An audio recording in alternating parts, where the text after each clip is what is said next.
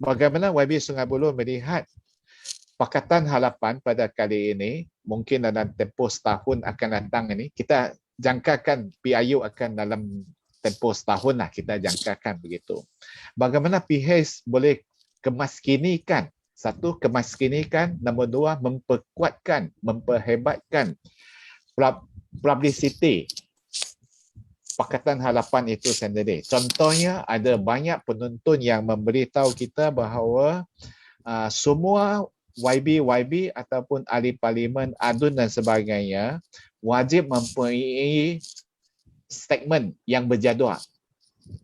Ada buat live seperti malam ini ataupun buat short video, sama ada melalui macam YB Selayang tadi kata melalui TikTok ke whatever lah, apa cara pun ada kehebahan. Sebab ada penonton yang memberikan maklum balas, ada YB yang jarang nampak muka. Hanya menjalankan kerja-kerja kebajikan, menghantar beras, hantar makanan sahaja, itu sahaja. Dan juga perlu menunjukkan wakil rakyat kita mempunyai kebolehan untuk berdebat dalam parlimen. Pergi parlimen kena berfungsi, fungsional, bukan pergi duduk undi balik ataupun ambil allow mesolat sahaja.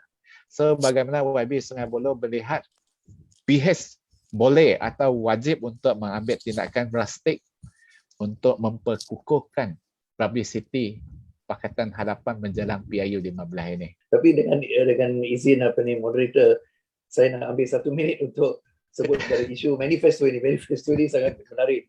Saya setujulah dengan moderator, dengan Saudara William. Ayat yang diutarakan oleh mantan Perdana Menteri masa PH kata manifesto ini bukan kitab. Memang salah lah. Ini tidak sepatutnya dibuat, sebab itulah manifesto yang kita gunakan untuk menang pilihan raya. Tapi kita pun tahu mana-mana kerajaan mungkin dia tak boleh capai 100% manifesto itu lain cerita. Jadi lepas 5 tahun ke berapa tahun kerajaan itu ada, lepas tempoh itu kita balik kepada pilihan raya akan datang. Kalau kita tak buat 30%, rakyat boleh terima. Tapi bila-bila pun kita tak boleh cakap itu bukan kitab lah. Itu memang orang akan kecewa dan marah lah ya. Jadi bagi itu saya setuju. Balik pada isu penerangan dan publicity.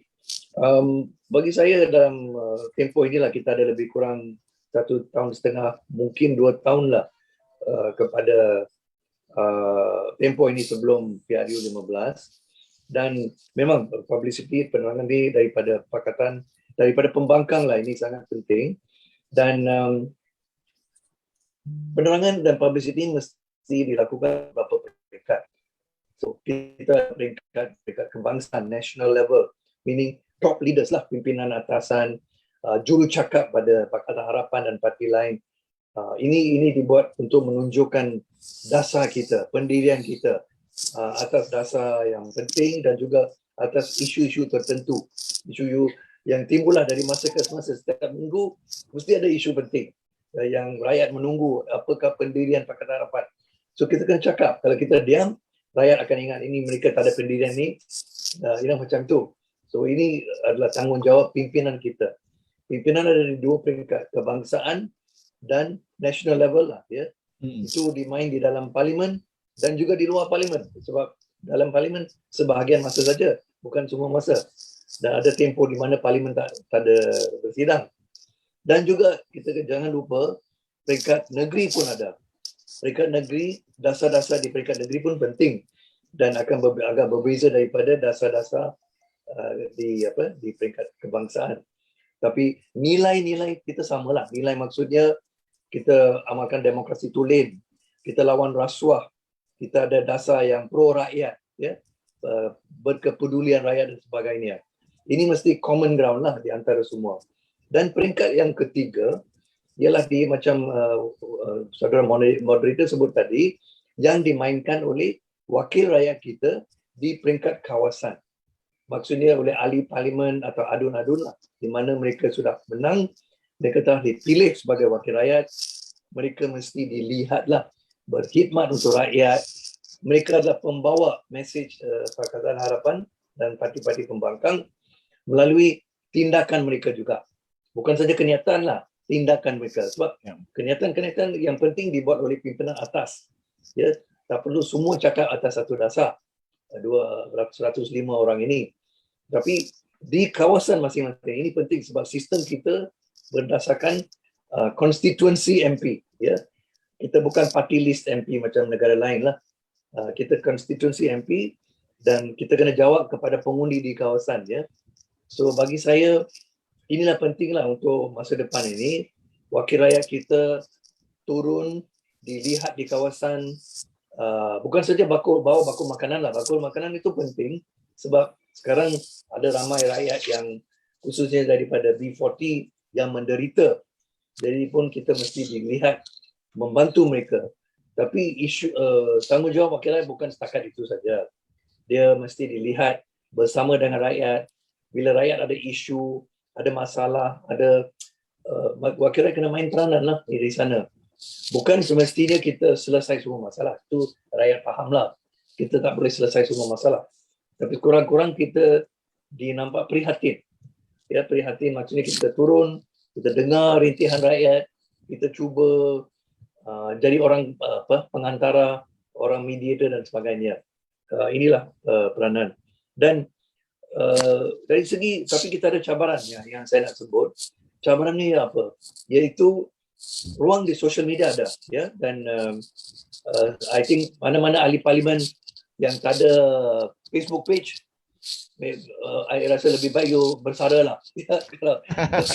Lebih baik bersara sekarang. Tak payah buat politik lagi. Kalau you tak faham kepentingan satu Facebook page, kurang-kurang Twitter account, ya.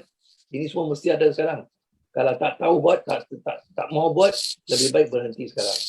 Tapi macam saya ada Facebook page yang aktif dan juga Twitter. Tapi itu pun saya dinasihatkan tak cukup. Ada orang nasihatkan saya sekarang, kena buka Instagram, kena buka TikTok, dan mula. So, ini pun saya kena belajar sekarang lah. Sebab ini perkara yang saya kurang bijak. Saya tak ada kemahiran dan saya kena belajar. Tapi, so ruang di social media ada itu memang ada. Tapi saya masih risau dalam khususnya bila kita lihat kerajaan pintu belakang ini bermula di bawah Muhyiddin, mainstream media perdana sudah balik kepada era Barisan Nasional dulu. Tingkah laku mereka lah. Masa Pakatan Harapan, kita dalam 22 bulan kita amalkan satu dasar media bebas.